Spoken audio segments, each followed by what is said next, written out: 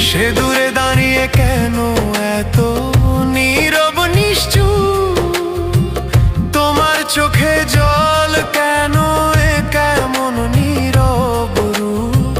কার তরে আজও পড়ো যার ফিরে আসার নয়? অন্ধকারে আর কতকাল হবে ভুলো স্বপ্নের ক্ষয়? যদি সময় ছিল হাতে কেন ধরনি তখন? আজ ফেলে আসা পথ খুঁজো না।